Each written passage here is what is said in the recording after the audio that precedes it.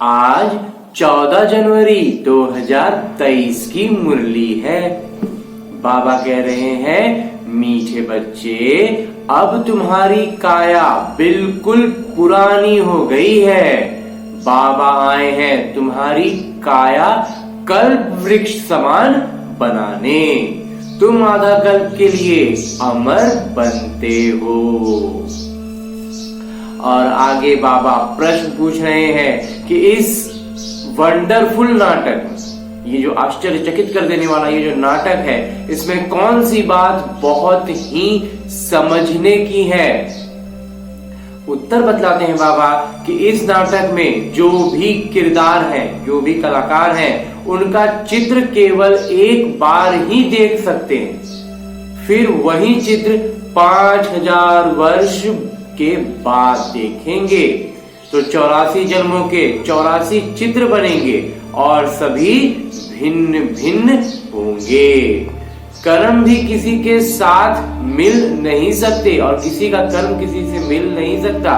जिसने जो कर्म किए वो फिर 5000 वर्ष बाद वही कर्म करेंगे। तो ये बहुत ही समझने की बातें हैं। तुम बच्चों की बुद्धि का ताला अभी खुला है, तब समझ में आएगी बातें, तो ऐसे समझ में नहीं आना है। तुम यह राज सबको समझा सकते हो। गीत है भोलेनाथ से निराला। ओम शांति।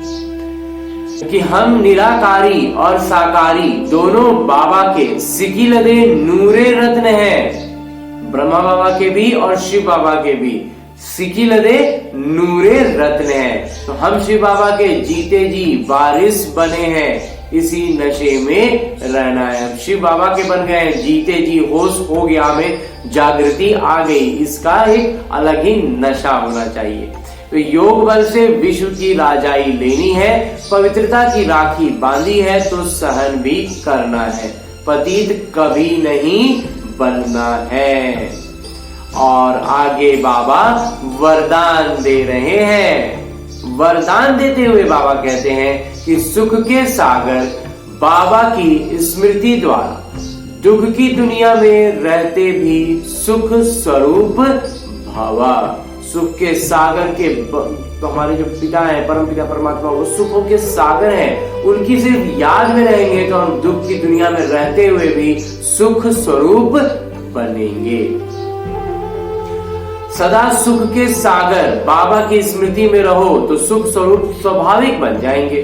चाहे दुनिया में कितना भी दुख अशांति का प्रभाव हो, लेकिन आप न्यारे और प्यारे हो तो सुख के सागर के साथ हो। इसलिए सदा सुखी, सदा सुखों के झूले में झूलने वाले हो। सुख के सागर बच्चों को दुख का संकल्प भी नहीं आ सकता, क्योंकि दुख की दुनिया से किनारा कर संगम पर पहुंच गए। सब रस्सियां टूट गई तो सुख के सागर में लहराते रहो, गोते लगाते रहो। और अंत में स्लोगन है, मुरली का उपदेश है कि मन और बुद्धि को एक ही शक्तिशाली स्थिति में स्थित करना ही एकांतवासी बनना है।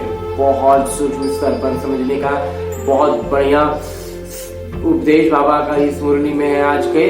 कि एकांतवासी का मतलब, चूंकि यहाँ पर तो भाज का संन्यास लेना नहीं कि घर बार छोड़ के कहीं हम एकांत में जाके बैठ रहे हैं। बाबा उसी को स्पष्ट कर रहे हैं कि मन और बुद्धि में एक ही शक्तिशाली स्थिति में स्थित रहना ही एकांतवासी बनना है। इसको बहुत अंदर तक चिंतन करेंगे और हम एकांतवासी बन पाएंगे। अच्छा, ओम शांति बाबा। बाबा